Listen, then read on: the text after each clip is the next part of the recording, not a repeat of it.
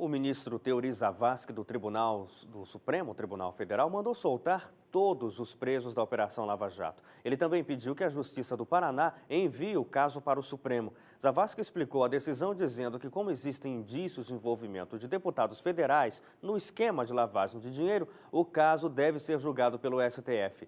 A operação foi responsável por prender 12 suspeitos de participação em um esquema que teria movimentado 10 bilhões de reais no país. As investigações da Polícia Federal mostram que a quadrilha tinha relações com partidos políticos. O presidente da Rússia, Vladimir Putin, ordenou hoje a volta imediata das tropas do país às bases de origem. Elas estavam em atuação em 3 regiões que fazem fronteira com a Ucrânia. Segundo a presidência russa, a decisão de retirar as tropas foi dada porque os exércitos militares nessa época do ano terminaram. Os cerca de 40 mil soldados devem voltar às bases de origem depois de realizadas manobras na fronteira com a Ucrânia.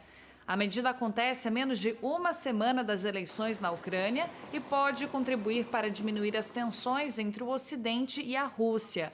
O Kremlin, sede do governo russo, já havia anunciado a retirada antes, mas a OTAN afirmou que ainda não viu indícios de que as tropas estejam deixando a fronteira. O presidente Putin havia dito que se reservava o direito de enviar as forças militares para proteger os cidadãos de origem russa que vivem na Ucrânia.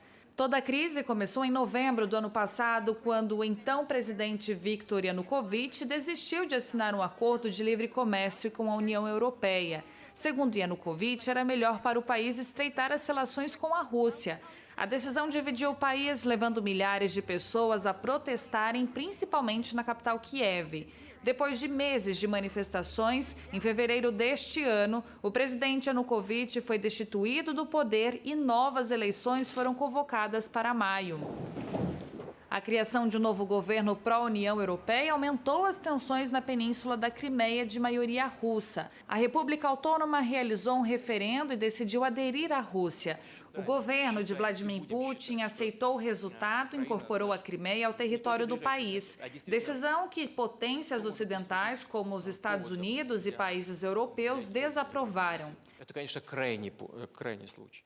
Em seguida, outras regiões do leste do país decidiram que queriam ser independentes e ativistas tomaram prédios públicos. Na semana passada, as cidades de Donetsk e Lugansk realizaram referendos que confirmaram o desejo de separação, agravando ainda mais a crise.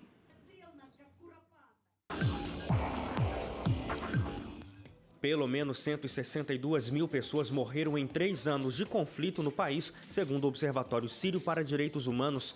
Outros milhares estão desaparecidos depois de terem sido capturados por forças do presidente Bashar al-Assad. De acordo com a ONG, todas as partes envolvidas na guerra diminuem as perdas e, por isso, não se tem um dado preciso. Mas o grupo alerta que o total de mortos pode chegar a 230 mil pessoas.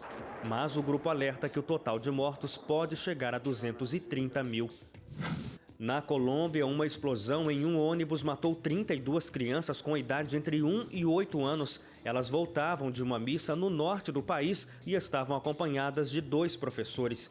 A polícia investiga as causas do acidente porque existem denúncias de que o motorista transportava gasolina ilegalmente. Um equipamento elétrico de um metrô explodiu em uma cidade satélite de Seul, capital da Coreia do Sul. 11 pessoas ficaram feridas e foram levadas ao hospital. As causas do problema elétrico vão ser investigadas. A Sérvia e a Bósnia pediram socorro internacional hoje por causa da pior enchente na região em mais de um século. Até o momento, mais de 40 pessoas morreram. Cerca de 50 mil pessoas já foram retiradas das áreas afetadas pelas inundações, tanto na Sérvia quanto na Bósnia. Os esforços se concentraram principalmente no rio Sava, que atingiu hoje o maior nível da história. Na região submersa de Obranovac, o rio ameaça a central térmica Nikola Tesla, que produz 50% da energia elétrica consumida no país. Muitas pessoas foram abrigadas em centros coletivos sob a supervisão de voluntários da Cruz Vermelha.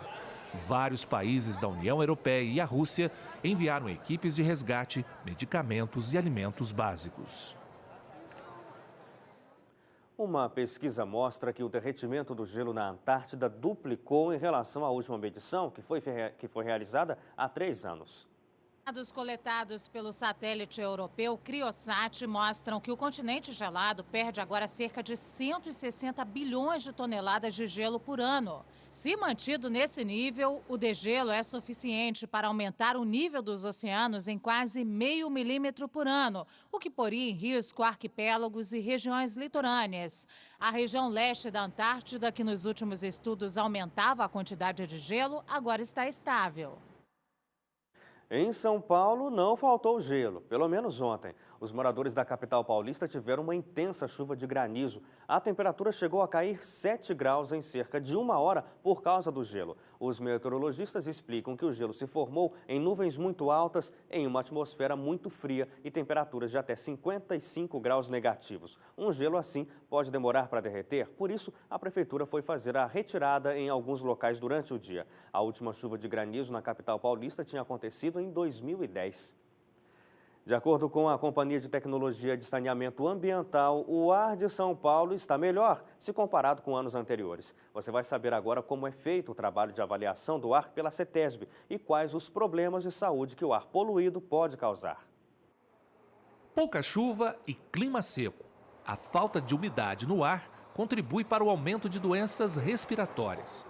Neste hospital especializado em São Paulo, o número de atendimentos já dobrou e as inalações fazem parte dos principais procedimentos. Segundo o médico, os efeitos do ar de baixa qualidade são logo percebidos pelo corpo. Os sintomas leves começam com ardor nos olhos, o nariz escorrendo, pode dar até um pouco de tontura, dependendo da qualidade do ar, a poluição no ar, né? Esses são os sintomas iniciais e podem chegar em sintomas graves, como perda de consciência. A medição da qualidade do ar é feita pela CETESB. São 51 estações como essa que fazem um trabalho de monitoramento. Além de São Paulo, elas também monitoram a qualidade do ar de algumas cidades do interior do estado. Dividida em níveis de qualidade, que variam entre boa e péssima, a avaliação do ar segue padrões da Organização Mundial de Saúde, que estabelece o nível suportável de poluentes emitidos. Esse é o painel de controle da CETESB.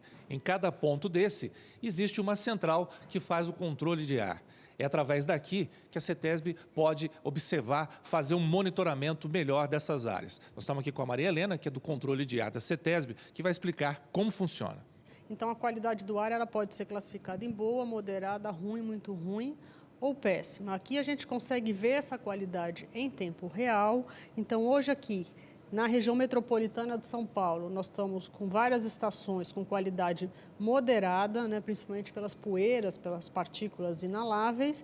E aqui a gente tem todo o interior, também com qualidade predominantemente moderada por partículas inaláveis, e a estação de Vila Paris, em Cubatão, com qualidade ruim. Respirar ar puro e de boa qualidade é o que todo mundo quer, mas nem sempre isso é possível.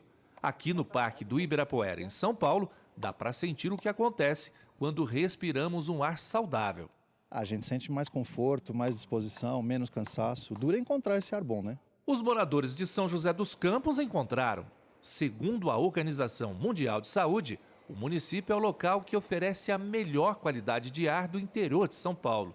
Quem mora na cidade agradece. Tem muitos verdes, muita mata, tem bastante lugar que é rodeado de bastante montanhas, né? Então é um clima bom, água boa. Para mim, São José dos Campos é uma cidade que eu moro há 30 anos aqui, né? Sempre gostei dessa cidade. Eu acho uma cidade pura, bem melhor que São Paulo e outras cidades que a gente vê por aí, né? Terça-feira de predomínio de sol em todo o país. O ar seco polar predomina sobre o sul do Brasil. Quase toda a região tem muito sol e algumas nuvens com risco de nevoeiro ao amanhecer. No leste do Paraná e Santa Catarina, o sol aparece entre muitas nuvens. Chove fraco no litoral do estado do Paraná. Em Porto Alegre, máxima de 22, mínima de 13 graus. O ar seco predomina sobre a região sudeste. Quase toda a região tem um dia com muito sol, com tarde quente e umidade do ar baixa.